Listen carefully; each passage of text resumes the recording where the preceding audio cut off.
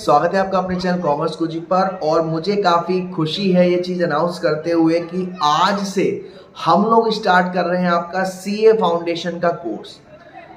मैं बता दूं, सीए फाउंडेशन की आज से वीडियोस आएंगी, वो भी रेगुलर में। जो बच्चे सीए फाउंडेशन की तैयारी करना चाहते हैं वो इन वीडियोस को अच्छे से देखेगा, सपोर्ट करेगा। कुछ पार्ट नहीं आएगा क्योंकि वो मेंबरशिप में है। अगर आप सीए फाउंडेशन की मेंबरशिप लेना चाहते हैं तो आपको मेरा व्हाट्सएप नंबर वीडियो में मिल जाएगा 9690105047। अपने डाउट्स क्वेरी के लिए, नोट्स के लिए आप मेरे को इंस्टाग्राम पे फॉलो कर सकते हो, वहां पे सारी डिटेल मिल जाएगी। मेंबरशिप दो तरीके की है, एक आपको रिकॉर्डेड लेक्चर्स मिलेंगे आपको सारे सब्जेक्ट के, और एक आपको रिकॉर्डेड प्लस 30 से 40 लाइव लेक्चर्स मिलेंगे जिसमें मैं आपको टाइम टू टाइम लाइव आकर डाउट क्लियर कराऊंगा। और तीसरा होगा आपको टोटली, यानी कि पूरा कोर्स अगर आपको लाइव करना है वो, तो अगर आप उसकी मेंबरशिप लेना चाहते हैं तो मेरे को व्हाट्सएप करके उसकी डिटेल ले सकते हैं। वीडियो को स्टार्ट करते हैं, वीडियो को प्यार देना ना बोलें, चलिए शुरू करते हैं। अकाउंट्स का फर्स्ट चैप्टर आप इसे कह सकते हो, चैप्टर 1। एक और चीज, ये जो मैं आपको चारों पेपर पढ़ाऊंगा, जो चारों पेपर की वीडियोस आएंगी, चारों के चारों आपका जो इंस्टीट्यूट का स्टडी मटेरियल है उससे हम पढ़ेंगे ताकि आपको कोई दिक्कत ना हो। सबसे पहला चैप्टर का नाम है चैप्टर 1 थ्योरेटिकल फ्रेमवर्क। तो बेसिक से शुरू करेंगे कि जैसा आपको कुछ आता ही नहीं है, क्योंकि इसमें जो आपका अकाउंट्स का पेपर है, जो आप में शुरुआत में क्वेश्चंस आते हैं वो एक उस लेवल के पूछे जाते हैं जहां पर अच्छे से अच्छे बच्चे भी कंफ्यूज हो जाते हैं। उसके लिए आपको बेसिक बहुत मजबूत होना चाहिए। तो सबसे पहला chapter meaning and scope of accounting. तो हम जानेंगे कि क्या है मीनिंग और क्या है स्कोप हमारी अकाउंटिंग का। यहां देखिए, आपको प्रोसीजर दे रखा है अकाउंटिंग का, जनरेटिंग फाइनेंशियल इंफॉर्मेशन और यूजिंग द फाइनेंशियल इंफॉर्मेशन। मतलब क्या है सर, अकाउंट्स का प्रोसीजर क्या होता है कि पहले तो उसे चाहिए फाइनेंशियल इंफॉर्मेशन। मतलब समझिएगा ध्यान से, क्या कह रहा है आपसे, अकाउंट्स को शुरुआत में दो पार्ट में इन्होंने बांटा हुआ है प्रोसीजर को। एक क्या कह रहा है सर, जनरेटिंग फाइनेंशियल इंफॉर्मेशन, और दूसरा क्या कह रहा है, यूजिंग। अब बात क्या करी जा रही है, फाइनेंशियल इंफॉर्मेशन की। तो सबसे पहले हम ये समझ लेते हैं कि फाइनेंशियल इंफॉर्मेशन का मतलब क्या है। देखिए, आपको मालूम है कि हम सभी का बैंक में अकाउंट होता है, आपका या आपके घर में किसी ना किसी का होगा, जाहिर सी बात है। वो अकाउंट कब इफेक्ट करता है, या तो उसमें पैसा आया होगा और या पैसा गया होगा। अगर उसमें पैसे की बात नहीं हुई है तो आपके अकाउंट में कोई भी ट्रांजैक्शन नहीं होता। सेम बात बिजनेस में, आप कभी भी ऐसा नहीं सोच सकते कि बिना पैसे के हम कुछ कर सकते हैं। जाहिर सी बात है, पैसा बहुत मेन फॉर्म रहता है। तो अकाउंट्स का मतलब क्या है कि जो भी आपका बिजनेस है उसमें ट्रांजैक्शन होंगे। सर जाहिर सी बात है, बिजनेस में ट्रांजैक्शन नहीं होंगे, क्या बात कर रहे हो, मजाक पर मजाक कर रहे हो। बिजनेस में ट्रांजैक्शन होंगे, जाहिर सी बात है सर, ट्रांजैक्शन होंगे। इन ट्रांजैक्शंस को हमें रिकॉर्ड करना पड़ता है डे टू डे वाइज। मतलब सर, जो भी हमारे ट्रांजैक्शन होंगे, ट्रांजैक्शन भी समझेंगे अभी, और क्या होता है ट्रांजैक्शन के बाद वो भी समझेंगे। जो भी हमारे बिजनेस में लेन देन होते हैं उसे हम रिकॉर्ड करते हैं, जिनको एक प्रोसेस कहा जाता है अकाउंटिंग। एक पूरी प्रोसेस है। तो वन बाय वन समझिएगा। सबसे पहली बात, जो भी आपके बिजनेस के ट्रांजैक्शन, सबसे पहली बात मैं क्या कह रहा हूं सर, बिजनेस के ट्रांजैक्शन होने चाहिए, और वो ट्रांजैक्शन आपके फाइनेंशियल ट्रांजैक्शन होने चाहिए। ये दो वर्ड जरा समझ लेते हैं, बिजनेस के ट्रांजैक्शंस और फाइनेंशियल ट्रांजैक्शन। मतलब क्या है, ये ए है, इसने 10,000 रुपए अपने घर पर पेंट करने में लगाए हैं। क्या ये बिजनेस के ट्रांजैक्शन में इनको रिकॉर्ड करेगा? नहीं करेगा सर। अच्छा, इसने 10,000 रुपए अपने बिजनेस में फर्नीचर लगवाया है, क्या ये उसे रिकॉर्ड करेगा? यस सर, रिकॉर्ड करेगा। क्यों करेगा? क्योंकि ये एक बिजनेस ट्रांजैक्शन है। बिजनेस ट्रांजैक्शन को हम अकाउंट्स में रिकॉर्ड करते हैं, क्योंकि हम अकाउंट बना ही किसका रहे हैं सर, बिजनेस का ही तो बना रहे हैं, किसी ना किसी फर्म का, कंपनी का। तो इन सबको हम क्या कहते हैं, बिजनेस ट्रांजैक्शन। तो आपने दो चीज समझी बिजनेस ट्रांजैक्शन से। सर सबसे पहली बात वो पैसों में होना चाहिए, फाइनेंशियल होना चाहिए और बिजनेस नेचर का होना चाहिए, यानी बिजनेस का होना चाहिए। तो अभी आपके माइंड में ट्रांजैक्शन तो समझ में आ गया सर। ट्रांजैक्शन का मतलब क्या, ए के पास 40,000 रुपए का फर्नीचर था, समझना मेरी बात को, ए के पास 40,000 रुपए का फर्नीचर था। इसने उस 40,000 के फर्नीचर, यानी कि 3 टाइप में था, एक 10,000 का था अलग सोफा, एक 20,000 रुपए का डबल बेड था और 10,000 रुपए का और, ठीक, टोटल मिला के 40,000 रुपए का उसके पास फर्नीचर था। उसने 10,000 रुपए का जो सोफा था वो बेच दिया और अब उसके पास फर्नीचर कितने का रह गया है, 30,000 रुपए का। ये जो 10,000 रुपए का उसने फर्नीचर को बेच दिया, इसको हम क्या कहते हैं, ट्रांजैक्शन। और ट्रांजैक्शन करने के बाद जो चीज बची, अब कितने का बचा फर्नीचर, सर 30,000 का, इसको हम कहते हैं इवेंट। क्लियर है, यानी कि जो आप ट्रांजैक्शन, जो आप लेन देन कर रहे हो उसको तो ट्रांजैक्शन कह रहे हैं, और लेन देन करने के बाद जो चीज आपके पास बच रही है उसकी वजह से जो इफेक्ट हुआ है उसे हम क्या कहते हैं, इवेंट। अब हम आपको समझाएंगे जो इंफॉर्मेशन है उसकी, ध्यान से देखिए। अकाउंट क्या करती है सर, सबसे पहले वो क्या करती है, जनरेट करती है फाइनेंशियल इंफॉर्मेशन। सबसे पहले आप पता लगाओगे ना कितना क्या किया, किसकी अकाउंटिंग करी, किसकी नहीं अकाउंटिंग करी, उसमें सबसे पहला टर्म क्या है, रिकॉर्डिंग। रिकॉर्डिंग, रिकॉर्डिंग का मतलब क्या, सबसे पहले हम ट्रांजैक्शंस को रिकॉर्ड करते हैं। सर कौन से ट्रांजैक्शन, फाइनेंशियल ट्रांजैक्शन, पैसों से संबंधित ट्रांजैक्शन और बिजनेस के ट्रांजैक्शन, ना कि उसके पर्सनल खर्चे। अगर आप श्याम कंपनी में काम कर रहे हो और श्याम के अकाउंट बना रहे हो कंपनी के, तो आपको सिर्फ वही अकाउंट्स में रिकॉर्ड करोगे जो उसकी कंपनी के अंदर के खर्चे या पैसा जो भी आ रहा है जा रहा है वो कंपनी से रिलेट कर रहा है। तो आपने रिकॉर्ड कर लिया, परचेज रिकॉर्ड कर ली, सेल्स हुई वो भी रिकॉर्ड कर लिया, कैश हुआ, एक्सपेंसेस हुआ, सब रिकॉर्ड कर लिया, रिकॉर्डिंग हो गई साहब। जिसके लिए आपने सुना होगा बुक कीपिंग का नाम, या जिसके लिए आपने सुना होगा जर्नल का नाम। जर्नल क्या होता है, जर्नल एक हमारी बुक्स ऑफ ओरिजिनल एंट्री होती है जहां पे बिजनेस के सारे ट्रांजैक्शन पहली बार रिकॉर्ड करे जाते हैं, उसे हम क्या कहते हैं, जर्नल। यानी कि हमने रिकॉर्डिंग कर ली सर, क्या रिकॉर्ड किया आपने, सर बिजनेस के जो भी ट्रांजैक्शंस थे सबको हमने रिकॉर्ड कर लिया, फाइनेंशियल ट्रांजैक्शन। ओके, उसके बाद सर क्या करेंगे, क्लासिफाइंग करेंगे।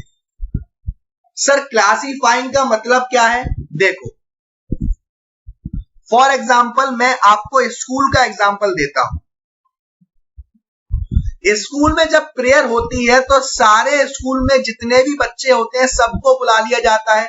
ऐसे ही अकाउंट्स में जब हम ट्रांजैक्शंस को रिकॉर्ड करते हैं तो सबको आपने रिकॉर्ड कर लिया, सबको रिकॉर्ड कर लिया, परचेज को भी, सेल्स को भी, जर्नल को भी, एक्सपेंसेस को भी।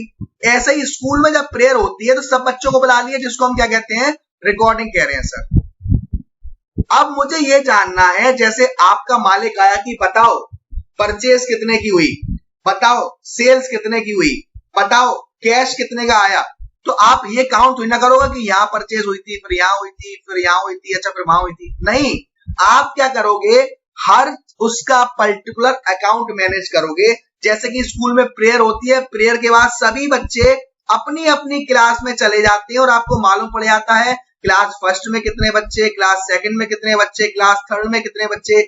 इसी तरीके से अकाउंट्स में रिकॉर्डिंग के बाद होता है क्लासिफाइंग, यानी कि जो सेम टाइप के अकाउंट हैं उन्हें सेम टाइप के अकाउंट में डाल दो, ताकि इसका बेनिफिट क्या रहे, आपको मालूम रहेगा परचेज कितने की हुई, सेल्स कितने की हुई, कैश कितना गया, कैश कितना आया। उसके लिए हम क्या करते हैं, क्लासिफिकेशन। सर हमने रिकॉर्डिंग कर ली, यानी कि ट्रांजैक्शन को रिकॉर्ड कर दिया। रिकॉर्ड करने के बाद सर हमने क्लासिफाई भी कर दिया, यानी कि जो सेम टाइप के थे उन्हें सेम टाइप के अकाउंट में डाल दिया।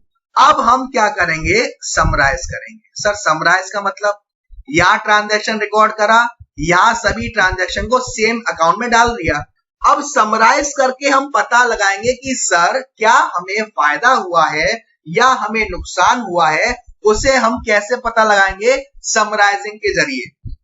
अकाउंट में रिकॉर्डिंग करने के लिए आपका जर्नल काम आएगा, क्लासीफाइंग करने के लिए आपका लेजर काम आएगा, और समराइज करने के लिए ट्रायल बैलेंस, बैलेंस शीट वगैरह, प्रॉफिट एंड लॉस वगैरह, ये सब काम आएंगे। और ये सारी चीज आपका कोर्स का हिस्सा है, जो मैं आज सारी चीज आपको करवाने वाला हूं। ओके, तो आपको बस अभी इतना समझना है कि सर अकाउंट्स क्या? अकाउंट्स फाइनेंशियल ट्रांजैक्शंस को रिकॉर्ड करना, ठीक है ना, बिजनेस के ट्रांजैक्शन को रिकॉर्ड करना। और अभी मैंने आपको क्या समझाया? Generating financial information. आपने इंफॉर्मेशन जनरेट करी, किस तरीके से? आपने रिकॉर्डिंग करी है, आपने क्लासीफाइंग किया है, और आपने समराइज किया है। उसके बाद क्या होगा सर? मैंने पता लगा लिया कि हमें इतना प्रॉफिट या इतना लॉस हुआ है, क्लियर है? अब इस प्रॉफिट और लॉस को आप क्या करेंगे? एनालाइज करेंगे। एनालाइज करेंगे कि ये जो प्रॉफिट इतना हुआ है किसकी वजह से हुआ है, या ये लॉस इतना हुआ है वो किसकी वजह से हुआ है, उसे हम कहते हैं एनालाइजिंग। एनालाइजिंग के बाद आप क्या करेंगे? इंटरप्रिटिंग। आपकी कंपनी में जो लोग वर्क कर रहे हैं, या आपकी कंपनी से वो लोग जो उस इंफॉर्मेशन में काफी इंटरेस्ट रखते हैं, उनको उसके बारे में बताएंगे और कम्युनिकेशन करेंगे। इस पूरी प्रोसेस को हम कहते हैं अकाउंटिंग। पहले रिकॉर्ड किया सर, फिर अलग अलग किया सर, फिर पता लगाया, समराइज किया, फिर एनालाइज किया, फिर इंटरप्रिटेट किया, और फिर कम्युनिकेट किया। कम्युनिकेट का मतलब क्या है कि जो भी आपकी कंपनी में पैसा लगाने वाले लोग हैं, जो भी आपको माल देने वाले लोग हैं, आपसे माल लेने वाले लोग हैं, कस्टमर हैं, सप्लायर हैं, वो चाहते हैं कि एक टाइम पर उनको मालूम रहे कि जिस कंपनी से वो डील कर रहे हैं वो किस हिसाब से चल रही है, प्रॉफिट के हिसाब से या लॉस के हिसाब से। तो भाई अगर आपको ये कोई पर्सन है, इन्हें मैं मान ले रहा हूं स्मार्टी ऑन द हाउस, ये डायरेक्ट जर्नल खोल के थोड़ी ना देखेंगे कि भाई कितने ट्रांजैक्शन हुए, या लेजर खोल के थोड़ी ना देखेंगे पर्टिकुलर अकाउंट कितना है। इनको तो बस ये जानना है कि कंपनी प्रॉफिट में चल रही है या लॉस में चल रही है। उसके लिए क्या करेंगे? आपसे कम्युनिकेट करेंगे। तो आई होप आपको ये जो टर्म है, procedure of accounting, generating financial information और यूजिंग द फाइनेंशियल इंफॉर्मेशन, काफी अच्छे से क्लियर हुआ होगा। क्वेश्चन में क्या कह रहा है कि every individual perform some kind of economic activity. हर एक इंडिविजुअल एक तरीके से कभी ना कभी इकोनॉमिक एक्टिविटी परफॉर्म करता है। सर इकोनॉमिक एक्टिविटी क्या है?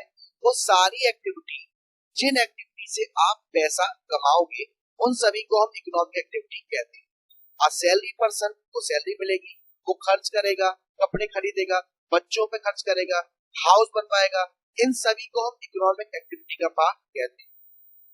A sports club formed by a group of individual, a business run by an individual or a group of individual, a local authority like Kolkata Municipal Corporation, Delhi Development Authority government, either center state, all are carrying some kind of economic activity. ये सभी लोग अपने आप में economic activity कर रहे हैं। Sir economic activity क्या? वो सारी एक्टिविटी जो पैसे कमाने के लिए करी जा रही है। जरूरी नहीं कि की सारी एक्टिविटी प्रॉफिट कमाने के मोटिव से करी जाए, कुछ सोसाइटी को बेनिफिट देने के लिए भी करी जाती है। और इनको करते करते जब हम इकोनॉमिक एक्टिविटीज करते हैं तो उस एक्टिविटी के बीच दो चीजें होती हैं, ट्रांजैक्शन और event. Transaction is used to mean a business performance, यानी कि हमने बिजनेस में कुछ किया, हमने सामान को खरीदा, हमने सामान को बेचा, हमने किसी को पैसा दिया, हमने किसी से पैसा लिया, ये हमारा ट्रांजैक्शन होता है। और उसे करने के बाद जो हमारे पास बचा उसे हम कहते हैं इवेंट। जैसे आप यहाँ एग्जांपल देखिए, an individual invest 2 lakh for running a stationery business. एक इंडिविजुअल ने 2 लाख रुपए खर्च करे हैं बिजनेस को स्टार्ट करने में। 1 जनवरी को उसने 1,15,000 रुपए का सामान खरीदा है और 1,47,000 का सेल करी है जनवरी में। उसने शॉप का रेंट पे किया है और उसके पास अभी भी 15,000 रुपया गुड्स बचा है। तो आपको बताना है कि यहाँ पे इंडिविजुअल ने सारी की सारी कौन सी एक्टिविटी करी है? सर इकोनॉमिक एक्टिविटी करी है, लेकिन इन एक्टिविटी में से कुछ ट्रांजैक्शन है और कुछ इवेंट। कैसे मालूम पड़ेगा सर? देखो, गुड्स कितना बेच दिया सर? 1,47,000 का बेचा। गुड्स अब कितने बचे हमारे पास? 15,000 के बचे। यानी कि ओवरऑल कितना हो गया 1,16,000, जिसमें से परचेज कितना किया था इतने का, शॉप का रेंट कितना दिया इतना दिया। तो ये सारे हमारे क्या है ट्रांजैक्शन। और ये जो लास्ट में आपका बचा है 42,000, इसे हम कहते हैं इवेंट। फॉर एग्जाम्पल आपके पास 80,000 का गुड्स था, 30,000 का गुड्स बेच दिया, ये जो 30,000 का गुड्स बेचा ये आपका ट्रांजैक्शन। और 80,000 के गुड्स में से 30,000 का गुड्स बेचने के बाद जो आपके पास बचा 50,000 का, ये आपका इवेंट कहलाता है। क्लियर है?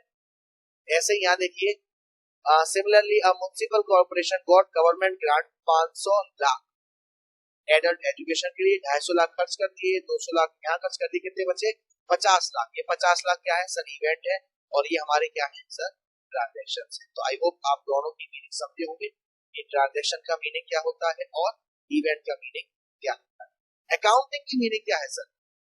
मैंने आपको बताया था कि अकाउंटिंग एक आर्ट है जिसमें हम रिकॉर्डिंग करते हैं किसकी फाइनेंशियल ट्रांजैक्शन, किसके क्लासिफाई करते हैं, यानी कि सबका अलग अलग अकाउंट मैनेज करते हैं, उसके बाद समराइज करते हैं, सबको जोड़ते हैं ऐसे मैनर में जो हम ट्रांजैक्शन और इवेंट का पार्ट ले सकें और जो किसी के लिए इंफॉर्मेटिव हो, इसको हम कहते हैं अकाउंटिंग। ठीक, इसके ये आपके लिए बहुत जरूरी है कि जो the committee on terminology set of the American institute of certified public accountant ने फॉर्म की थी डेफिनेशन 1961, आपसे पूछी जा सकती है। इस डेफिनेशन के अनुसार अकाउंटिंग क्या है? सिंपली है रिकॉर्ड कीपिंग। रिकॉर्ड कीपिंग यानी कि ट्रांजैक्शंस को रिकॉर्ड करना। सर कौन से transaction? Financial transaction, commodity transaction. The process of accounting starts by, पहले आपको ये मैंने आपको बता ही दिया है, आइडेंटिफाई करना, आइडेंटिफाई कैसे करते हैं, क्लासिफाई कैसे करते हैं, ये मैंने फर्स्ट पार्ट में आपको पूरा समझाया था, तो इसी के बारे में याद आपको दे रखा है। रिकॉर्डिंग क्या होती है, क्लासिफाई क्या होती है, समराइजिंग, एनालाइजिंग, इंटरप्रेटिंग और कम्युनिकेटिंग। ठीक है ना? तो अगर आपने वो पार्ट नहीं देखा है फर्स्ट पार्ट, तो उसे देख लीजिएगा, उसमें मैंने सब आपको डिटेल में समझाया है अच्छी तरीके से। तो अब आगे कह रहा है कि यहाँ पर कुछ फाइनेंशियल इंफॉर्मेशन के यूजिंग होती है, कुछ यूजर्स होते हैं जो आपके अकाउंट को यूज करते हैं। Earlier it was viewed that accounting क्या है? Accounting is meant for the proprietor or owner of the business, but changing social relationship during the earlier days. It is now believed that beside the owner of the management of the business enterprise, user of account include the investor, employees, lenders, suppliers, customer। मतलब कि जो आपकी accounting information है, जो आपके accounts की information है, वो सिर्फ आपको ही नहीं चाहिए, अब आपके इन्वेस्टर्स को, एम्प्लॉइज को, लेंडर्स को, सप्लायर्स को, कस्टमर्स को भी चाहिए, क्योंकि वो डिसीजन ले सके कि आपकी कंपनी कैसी चल रही है, आपकी कंपनी में पैसा लगाया जाना चाहिए, आपकी कंपनी के कस्टमर आपसे जुड़े रहे या नहीं जुड़े रहे, ये सब जानने के लिए अकाउंटिंग इंफॉर्मेशन बहुत जरूरी है ना। तो इंटरनल यूजर, एक्सटर्नल यूजर तो आपको पता ही होगा, जो हमारे कंपनी के अंदर है हमारे इंटरनल यूजर है, जो बाहर के लोग होते हैं हमारे, वो सारे एक्सटर्नल यूजर्स होते हैं। अब evolution of accounting as a social science, इसमें क्या कह रहा है कि in its oldest form accounting aided the stewards to discharge their stewardship function. Means the wealthy man employed steward to manage their property, the steward in turn render an account periodically of their stewardship. This stewardship properly was the root of financial accounting system। यहाँ पर ये बात की जा रहा है कि जो अकाउंटिंग है ये कहाँ से स्टार्ट हुई। एक इंसान था जिसने स्टूअर्ड को मैनेज करने के लिए बुलाया, उसकी प्रॉपर्टी को मैनेज के लिए बुलाया, उसने उसे अकाउंट मेंटेन करे, सब करा, और उसको कहा गया कि जो स्टूअर्डशिप ने अकाउंटिंग करी थी वहीं से फाइनेंशियल अकाउंटिंग की नींव रखी गई। Presently, followed system of double entry book system has been developed only in the 15th century. However, historians found record of debit and credit dated back to the 12th century। जो आपका double entry system है, double accounting system है, ये आपका 15th century में आया है, लेकिन ये डेबिट और क्रेडिट वाला जो फंक्शन है वो आपकी 12th सेंचुरी में ही देखा गया है, और जो कि इमर्ज हुआ है कहां से? स्टूअर्डशिप अकाउंटिंग से। In the second phase, the idea of financial accounting emerged with the concept of joint stock company and divorce of ownership from the management to safeguard the interest of the shareholder and investor disclose of financial statement। Means जो भी आपके share holders हैं या बाहर के लोग हैं जो जानना चाहते हैं कि आपकी कंपनी की फाइनेंशियल पोजीशन क्या है, आपकी कंपनी प्रॉफिट में है या लॉस में है, बैलेंस शीट कैसे बन रही है कैसे नहीं बन रही है, इसके लिए उनको आपके अकाउंट्स के बारे में जानकारी होना बहुत जरूरी है। जैसे आप बैलेंस शीट बनाते हैं, आप प्रॉफिट एंड लॉस बनाते हैं, तो उनको मालूम रहता है कि भाई बैलेंस शीट से देख के मालूम पड़ता है कि आपकी कंपनी की फाइनेंशियल पोजीशन क्या है। It got the legal status due to changing relationship between the owner economic entity and the manager with the democratization of society. The relationship between the enterprise on the one hand, the investor, employee, manager, on the other hand, we all also undergone a sea changes. तो इसी के बारे में कह रहा है कि जो आपकी अकाउंटिंग इंफॉर्मेशन है वो क्यों जरूरी है, किस लिए जरूरी है।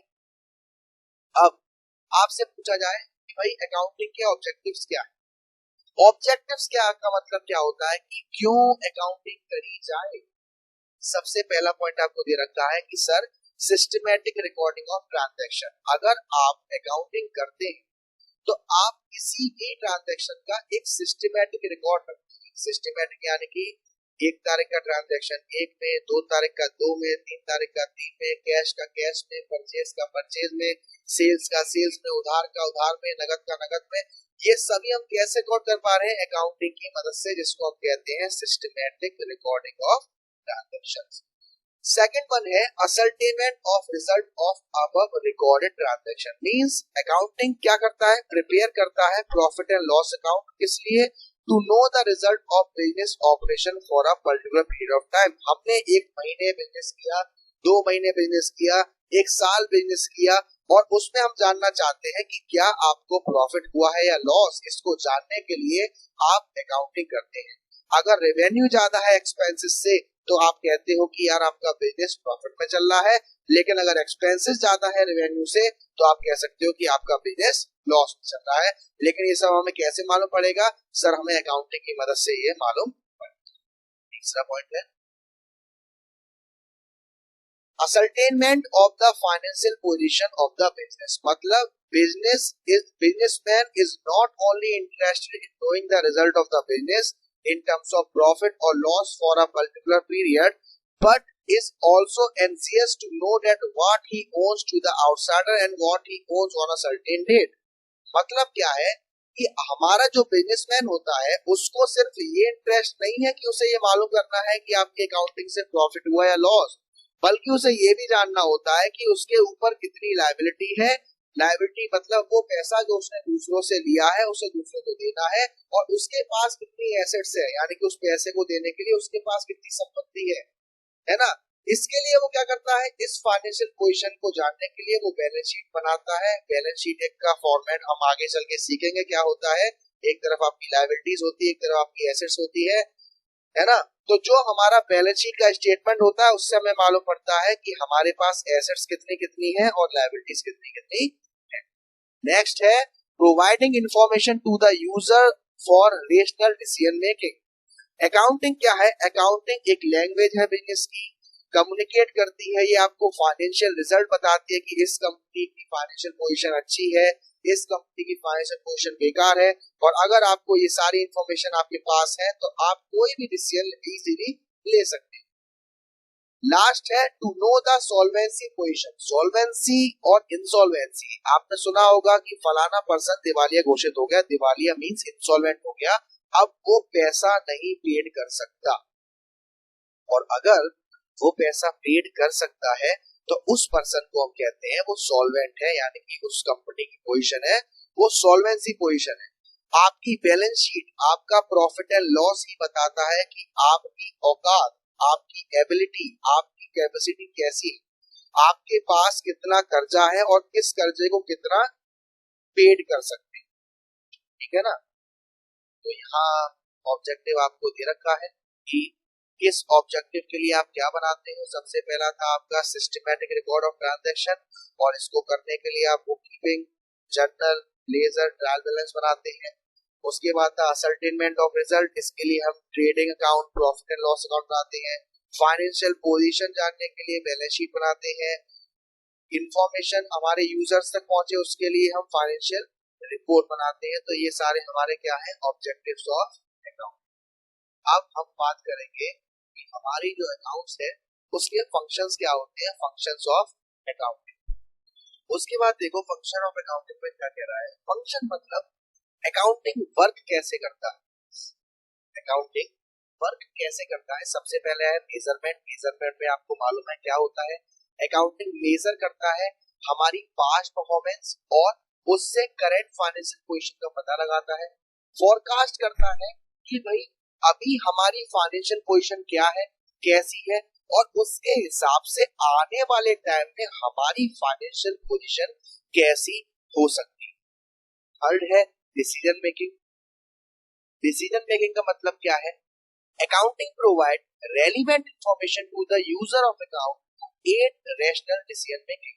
अकाउंटिंग क्या करता है, जिनको भी अकाउंटिंग इंफॉर्मेशन की जरूरत है, जो भी उसके यूजर्स हैं, उनको वो इंफॉर्मेशन प्रोवाइड करता है ताकि वो आगे चल के अच्छा डिसीजन ले सके। कंपैरिजन एंड एवोल्यूशन मतलब accounting assesses performance achieve in relation to target and disclose information regarding accounting policy and contingent liability which play an important role in predicting, comparing and evaluating the financial result। इसका मतलब क्या होता है कि हमारा जो भी प्रिडिक्शन था या जो भी पास्ट परफॉर्मेंस थी, जो भी टारगेट था, उसको हम कंपेयर करते हैं कि क्या वो वैसा ही हुआ या नहीं। Second last control. कंट्रोलिंग का मतलब क्या है sir, accounting also identify weakness of the operational system and provide feedback regarding effectiveness of measure adopted to check such weakness. मतलब सर जो हमारी अकाउंटिंग है वो हमारी कंपनी की वीकनेस को आइडेंटिफाई करती है और उस वीकनेस को कैसे हम इफेक्टिव कर सकते हैं, कैसे टाइम से पहले या टाइम पर सही कर सकते हैं, वो प्रोवाइड करती है। और लास्ट है गवर्नमेंट रेगुलेशन एंड टैक्सेस। आपको मालूम है अकाउंटिंग हमें सारी इंफॉर्मेशन देती है, तो गवर्नमेंट को भी इंफॉर्मेशन देती है कि हमने कितना पैसा कमाया, किस पे हमें टैक्स लगेगा, कितना टैक्स देना पड़ेगा, ये सारी चीजें। तो आज की क्लास में इतना ही। अगले पार्ट में हम पढ़ेंगे हमारा बुक कीपिंग से। Thank you so much.